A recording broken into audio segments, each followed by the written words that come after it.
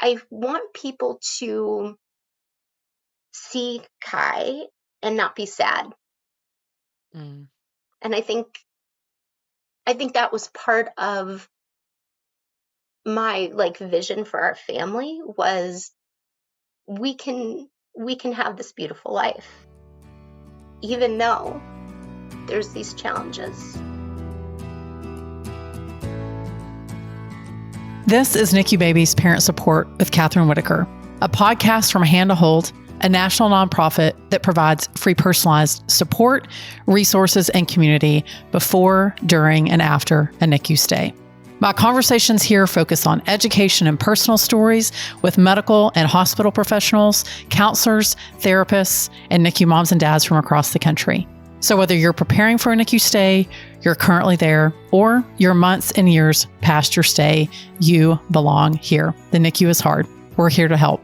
I'm your host, Kathryn Whitaker, the mom of 6 children, including my very own NICU baby, and I'm so grateful that you're here. Howdy, y'all. Welcome back to the podcast. We have 2 episodes left before the end of the year and the end of the season before we take a break and we pick back up in February. But I wanted you to hear stories. I wanted you to hear from the hearts of 2 moms these last 2 episodes. Today's episode means a lot to me because Stephanie and I met all the way back in college. She was an undergrad, I was a grad student, and we were just, I felt like I was so much older, y'all, but I think I was like a year older, maybe 2, than Steph at the time. I had just gotten married, and she was so driven and joyful back then. And we were visiting in the episode, in the interview after we'd finished it, about if only we had known what our life would have looked like 2 decades later. I think we would have not believed. We would have not believed that we could have done it. And I know that her story will encourage you. I know that it will give you some hope. But I think that her story is just so powerful and inspiring. And it was such an honor to visit with her. And I know that you're going to love this episode. Maybe you have wondered, maybe you're like me, maybe you have wondered, should I have another baby after our NICU stay? And I think it's a question that a lot of families ask themselves, and every outcome is different. Every family is different, and every decision-making process is different. But sometimes I think it helps when you're getting ready to make a big decision and you start gathering information, like how did that particular person in that particular situation come to their answer? And then it helps you form your own conscience and decide what to do for your own family. And that is my hope for today, is that Stephanie's story will give you a glimpse into how one family moved forward after their NICU stay and what it could look like. My guest today is Stephanie Goley. She's the mom of 3 fabulous teenagers, including 1 NICU alum. She currently lives in Chatham, Massachusetts on Cape Cod with her husband, children, and dog. She has a master's degree in education, and she currently works as the director of program operations for a nonprofit focused on mindfulness education. We are going to have an amazing conversation. So with that, let's chat. Well, I'm excited because today I have someone that I've known. We won't say how many years, but I've known you for a long time. Steph, thanks for being here. Thank you so much. I'm happy to be here. Yeah, when we were this season of the podcast is all about hope. And we had several moms who reached out and they were like, can you have someone on the podcast who's had a baby after a NICU stay, because they were struggling with the decision? And while everybody's choices are different, I was like, actually, I know just the mom. So I thought we've come a long way. So we met, Steph, just a little background for everyone. We met when we were both students at Iowa State. Steph was an undergrad and I was a big old graduate student, like a whole year and a half older. So I know. You were onto your adult life by then. I was married and everyone else around me was single. It was fun though. But so let's go back to just after Iowa State. So life before children. So what did daily life, like what did your life look like before you had kids? Oh gosh. I moved to Southern California right when I graduated from Iowa State, and I was a teacher. and elementary school, and I lived with some friends from Iowa State, and we just had the most fabulous time. It was, Southern California. We lived near the beach. I was a teacher, so I had my summer off, so I did other fun things in the summer, and life was good. Life was Yeah. just, I was in my 20s. It was really all about me at that time still. I fully enjoyed that period of my life. So it was a lot of time on the beach. I had started running in college, so I was getting into running races, so I would do that a lot. I met my husband while I lived in Southern California, but he lived in Florida at the time, so it was kind of this strange long distance thing. Yeah, so that was, and then after we got married, he was in the Coast Guard. So then we moved from Southern California to Northern California. And I was in a place where we were married, but we didn't have kids, and everyone around us, it was either do we hang out with the married people with kids, or do we hang out with the single people? It was a Right. strange place to be. And so we lived in Northern California, and that's where I had my first child. Well, let's pick up there because I know life changes for I think anyone whenever a new baby enters the picture, but y'all's was a little bit unique. So why don't we go back to what was it about that particular pregnancy and that particular birth that sort of put your life in a new path? Oh, yeah, this was really a turning point for me and for us. I had a fabulous pregnancy.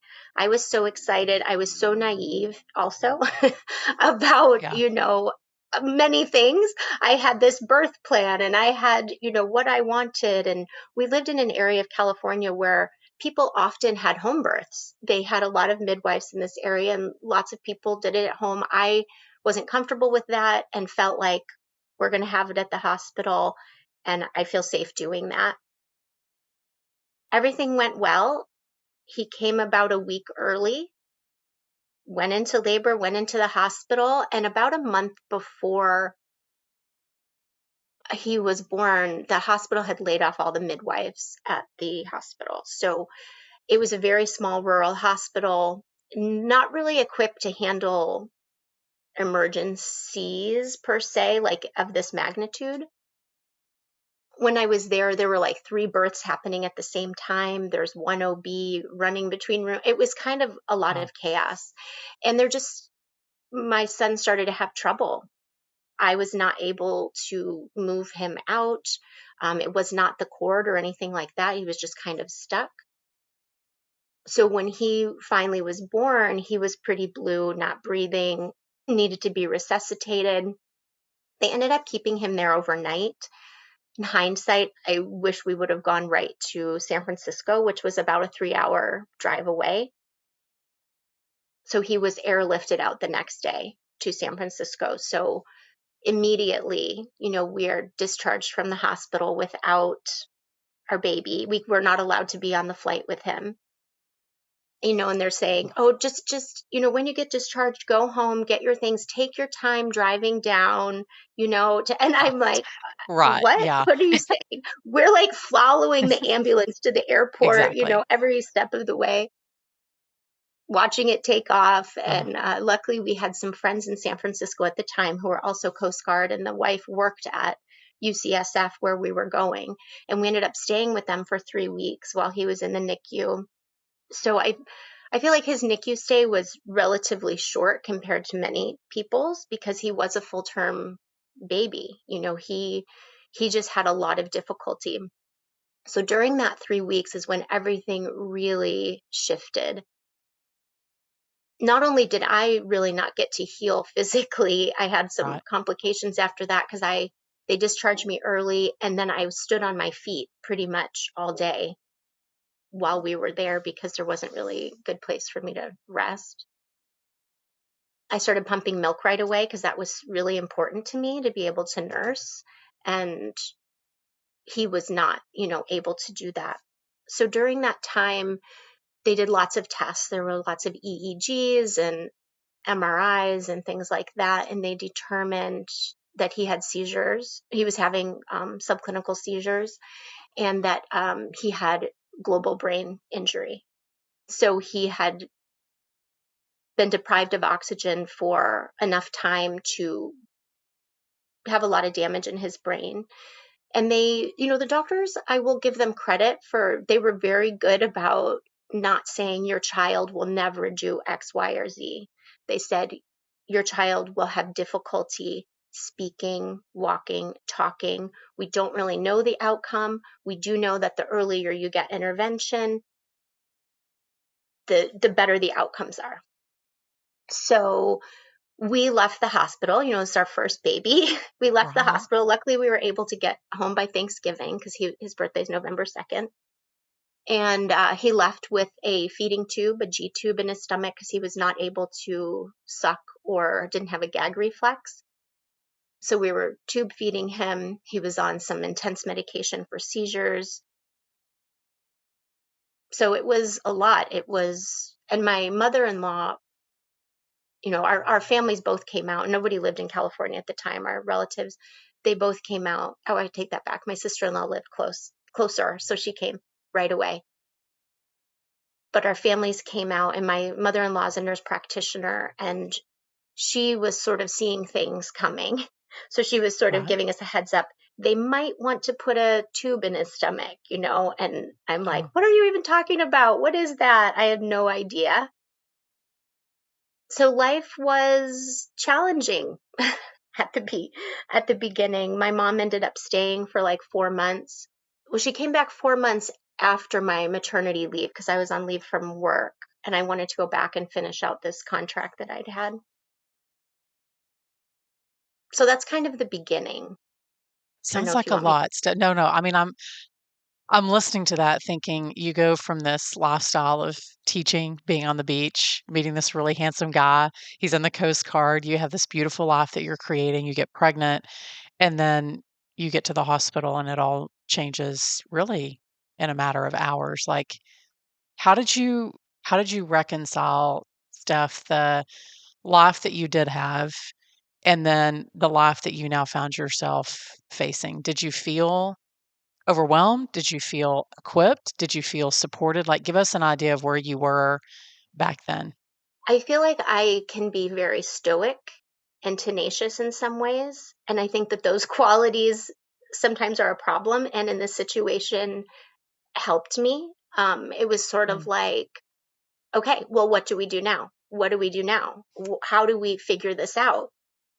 How do we make I really latched on to the earlier you intervene, the better the outcomes are.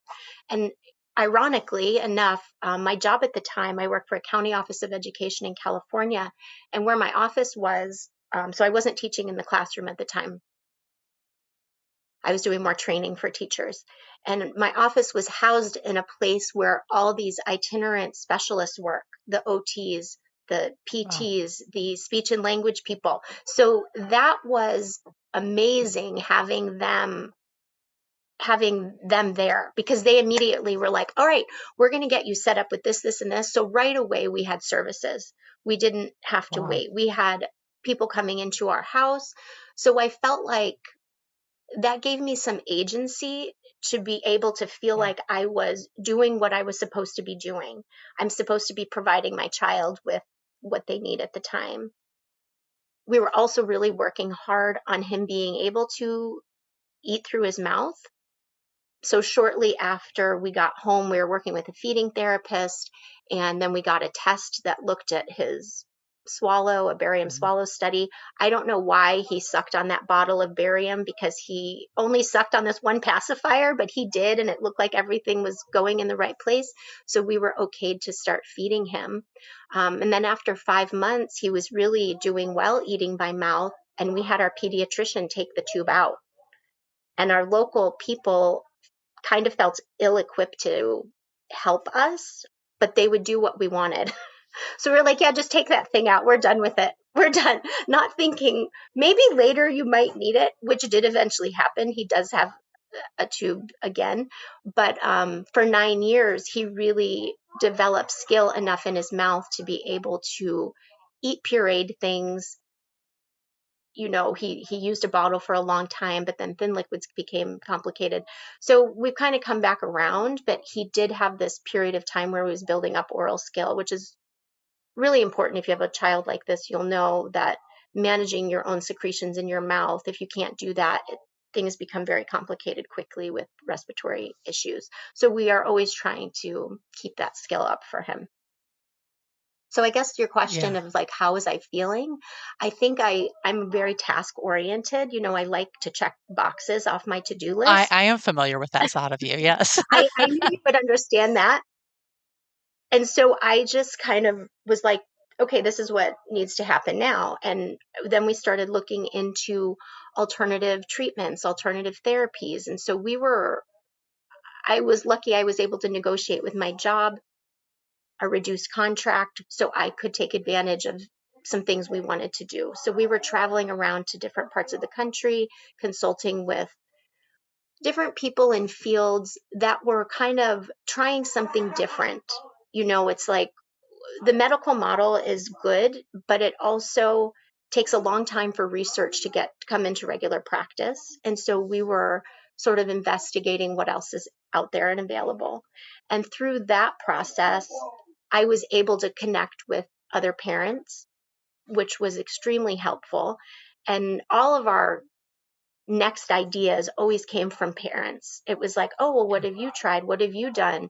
And, down to regimens for GI issues. Yeah, I'm glad actually that you said that some of your best ideas came from other parents. I mean, I think pretty much any NICU parent listening to this is like, yes, preach it a little louder so that the people in the back can hear.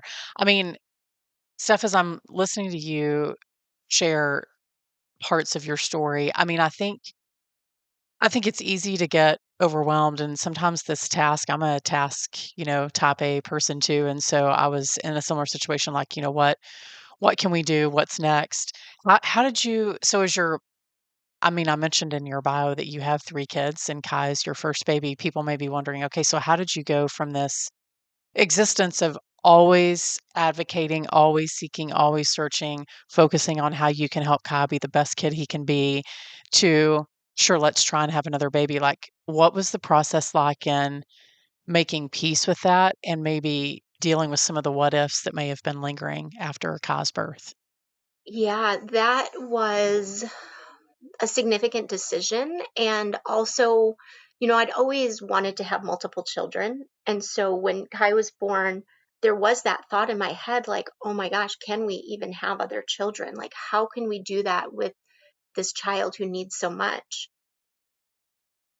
And had that in the back of my mind. And part of it was about everyone else will think we're crazy if we have more Yeah. children. They will think that this is not a good idea. And then I met with this woman who was sort of like a therapist or chaplain or something. She was sent to me from some agency right after Kai was born, and I chatted with her. And she asked me about if I wanted more kids, and I sort of explained what I was feeling about it. She's like, if you want more kids, you can have more kids. Nobody says you can't. Like, you can do Mhm. it. She's like, and maybe you should do it soon. And I was like, okay. Wow. So it was sort of someone like giving, not that I needed permission, but someone Right. next to me saying, this is not a crazy idea. And actually, I mean, I'm so glad that I have, of course, I mean, any child comes into your life, like, of Yes. course, what would life be like without them?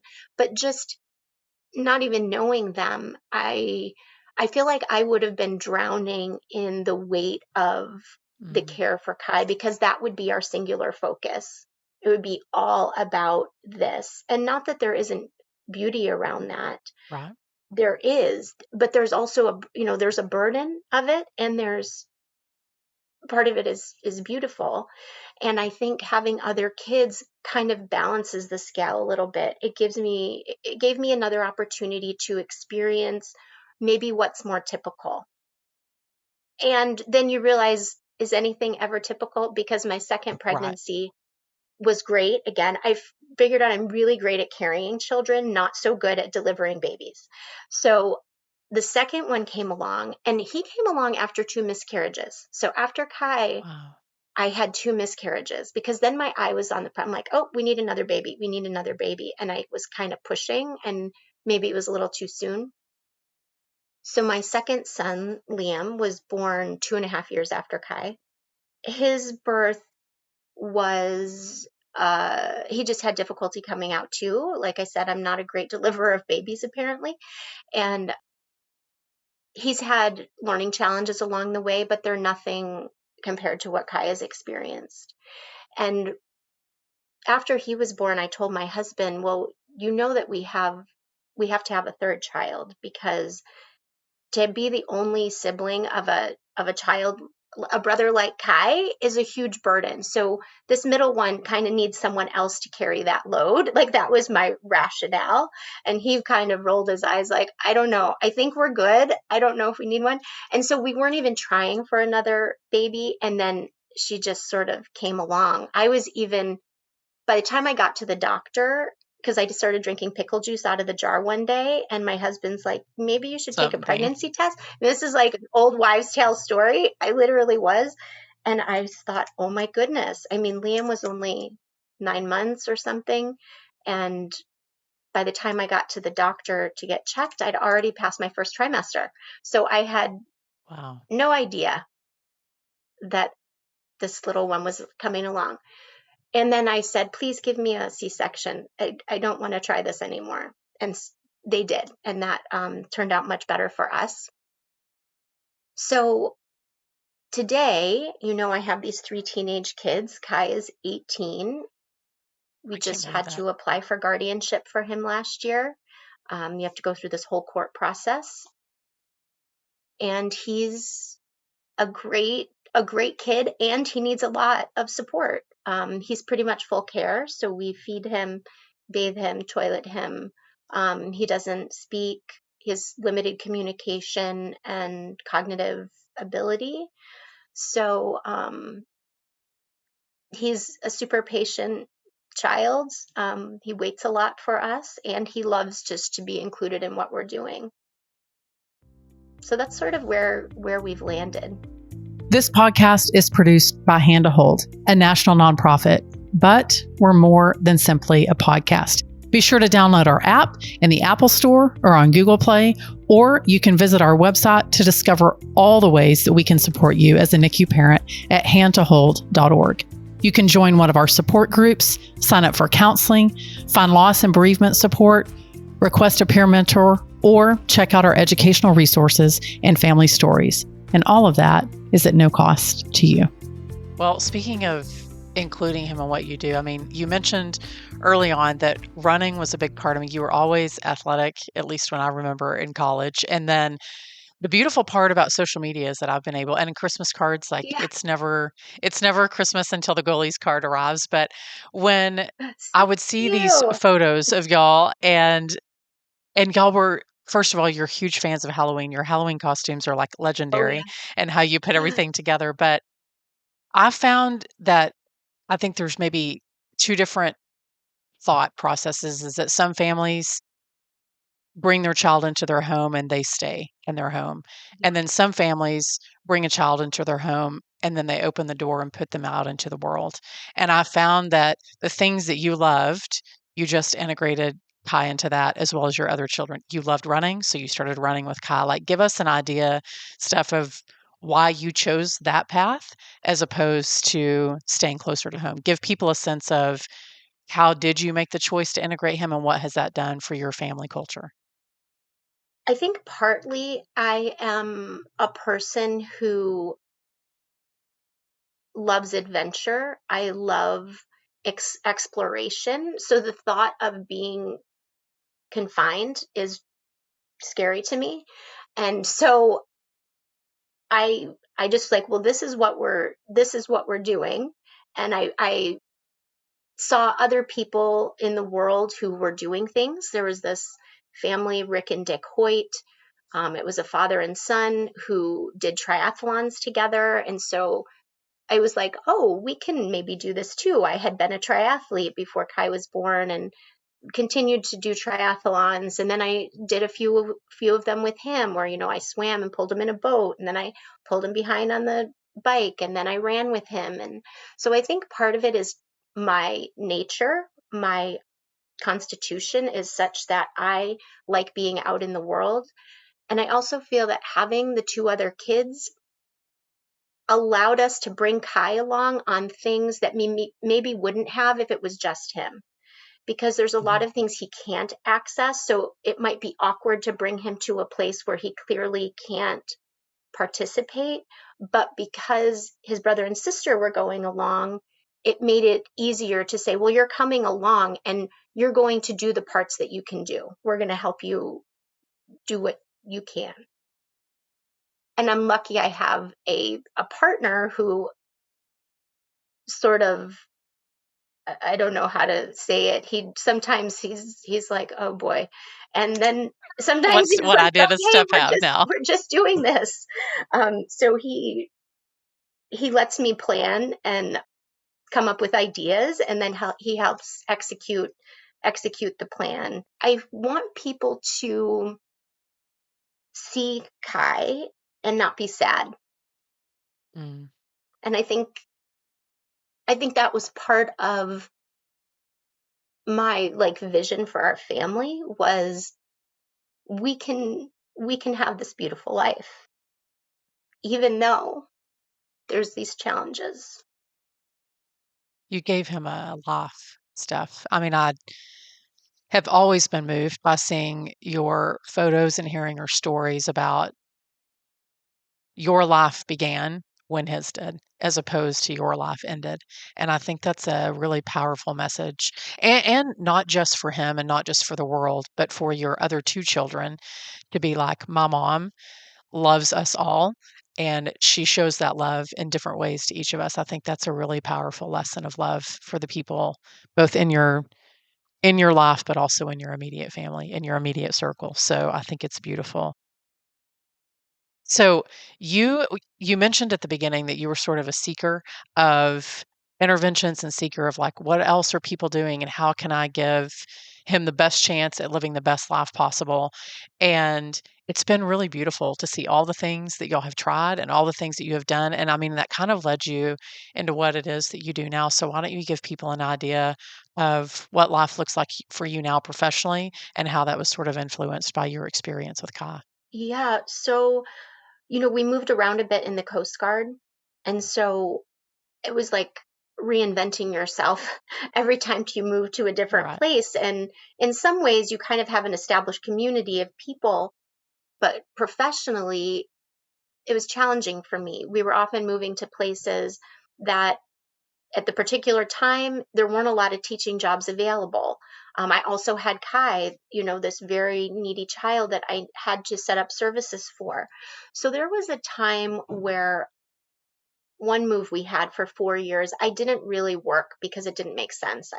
That's where I had Liam and Addie. And then at the end of that 4 years, I did some consulting work with a local school district. And then we moved here to Cape Cod in Massachusetts, and my husband ended up retiring out of here like 8 years ago, and we just have stayed so far. So we've landed here. My kids basically have grown up on Cape Cod. We moved here, they were 6, 4, and 2. So all their school has been here. This is what they know. And so while they were young, we realized that paying for daycare was going to take most of my teacher salary, so that didn't really make sense. So I did a small part-time job at a local marketing agency that I could work just when the kids were in school.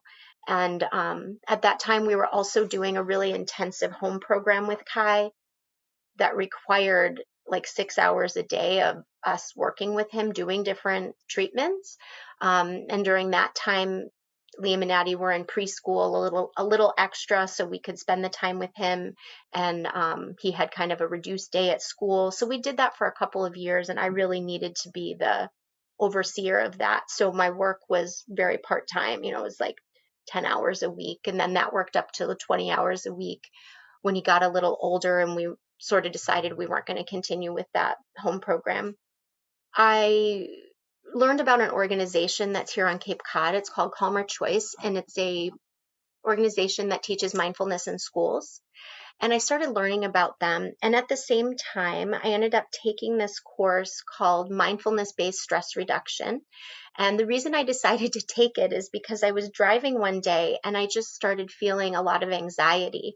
And I'm very fortunate that I don't tend to have a lot of anxiety. I can get frustrated about things, Probably but came in very handy. No, that probably it came in did. very It handy. has been extremely handy. But I was feeling really anxious and it was a really foreign experience for me. Mhm. And so this flyer came across I don't even know how I got it. And it was for this 8-week course on mindfulness-based stress reduction. And I'm like, well, why don't I try that? Because I do have a lot of stress in my life. Like I recognize this. Maybe this is something that can help. And those 8 weeks were extremely life-changing for me. I just learned about mindfulness practice. I learned how it can shift our nervous system. My husband noticed changes in me, like, wow, it's like my fuse wasn't as short. I could be short tempered because of all of this stress. And during this 8 weeks, they really want you to practice, 45 to 60 minutes a day, which I thought, how am I going to do that? Like, I don't know, but it was important to me enough that I'm like, I'm going to give it a shot. So I wouldn't say it was every day, but it was probably 5 days a week that I did that for 8 weeks. And to be honest, like I often fell asleep while I was practicing. And it was a real wake up call that because I never was giving my body a chance to slow down. It was just like the next thing, the next thing. And I'm also fortunate that I have a lot of energy. I got that from my parents somehow. I just have a lot of energy, so I'm able to go, but then I forget to also rest. And so that's what I learned in this mindfulness class. And I thought, oh, maybe I could check into this calmer choice thing and I could connect my teaching background to this newfound thing I have. And that's sort of how I got started. And so now I work for this organization and I'm the director of program operations. And we work in schools teaching kids strategies, like coping strategies, teaching them how mindfulness and awareness can help them. So that's what I've been doing since about 2015. And I've been very fortunate that this has been started out as a small job that worked for my life because my kids were still very young, and then has turned into a bigger job, which is still very flexible with all of the appointments and things that need to happen. Can't think of a more perfect person to teach kids great coping strategies, but also be aware that everybody carries hard things, and how do you learn to integrate those into your life? But then also, how do you not let them control your life? So I think that to me, when I saw that, I was like, of course she has that job. Of course, it like makes complete and total sense. So this whole season, normally at the end of every podcast, I'll ask people for their advice, but because the season is all about hope, I think we all need a heavy dose of that. I want you, Steph, to think about the family that's listening to this that maybe finds themselves in a similar situation. Maybe they've had a hard or a traumatic NICU birth and they're considering what life might look like if they have more children. Maybe just give them some hope as to what life could look like. What would you tell them? Oh gosh. I would say if you're considering having more kids, to go for it. And I think it's really important that both adults in the relationship are on the same page with that, because it does take a lot of effort to have a family with these dynamics and keep it going. I mean, I know I'm talking about hope here, but the divorce rate for people with special needs Right? children is extremely high. Sure. And so I Yes. think that that is understandable. But I think if you both can talk about a vision for your lives, like what do you want to cultivate in your life? What's the joy? What's the celebration? If you can have a vision for that, and it's not all about the hard things, it will be easier to walk into that and just do it. And yeah, sometimes it is hard. This week we just picked up our foreign exchange student who's staying with us for a year. And I mean, people are like, what are you doing? You don't have enough to do? I'm like, but You're living, Steph. this is going to be a great opportunity for all of us to grow. So sometimes I just do things and there are repercussions, on the other side. I'm doing a lot more driving. I'm going to have a lot, more mouths to feed and things like that. But I would encourage people to think about openness, like opening to what's possible. And there are a lot of fears there, and you can hold the possibility and the fears together at the same time. Yeah, I think that's what I would say. That's beautiful. Well, I can't think of a better way to end it. Steph, thanks for being vulnerable and sharing your story with us, but also for giving us a lot of hope. I love how you live your life. It's beautiful.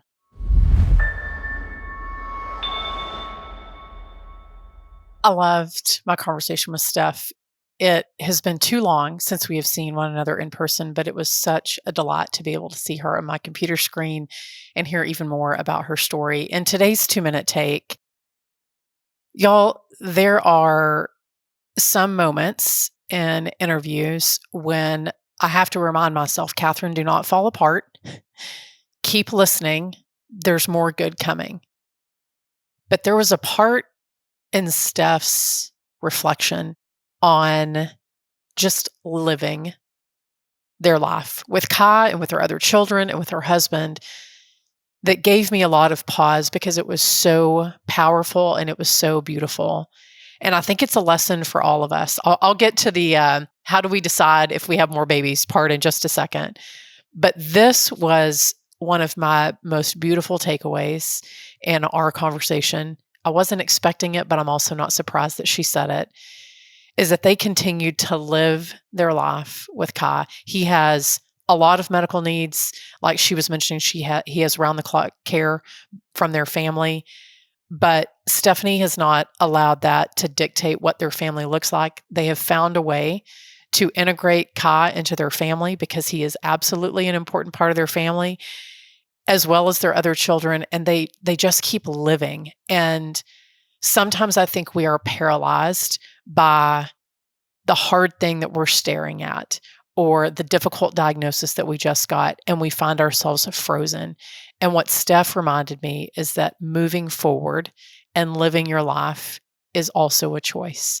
And it was just, she said it way more eloquently than I am, but boy, did I love that part of our conversation. And certainly, as you decide, hey, should we have more kids? What does that look like for our family? I thought that Steph's advice at the end of saying, listen, like, take a look at what could be and see where it takes you. That you could have a beautiful life and have no more babies, or you could have a beautiful life and have more babies. So that is a very personal and private decision. But my hope is that by listening to Steph's story, that it gave you better clarity and maybe some things to think about as you make that very important decision for your own family. I love today's episode. If you can't tell, Steph, it was on a personal note. Thank you for the gift of you and our family. It was beautiful. We have lots of other episodes that you can go back and listen to. Definitely give us a rating on all the podcast platforms that you listen to, or you can watch us over on YouTube. But don't go anywhere, because next time we have one more really amazing and powerful story coming your way before we end the season. And this is a little bit about what you're going to hear next time. I mean, I look back now and I'm like, wow, what if we would have allowed fear to make that decision for us? We would have never had another baby. It would have been too scared.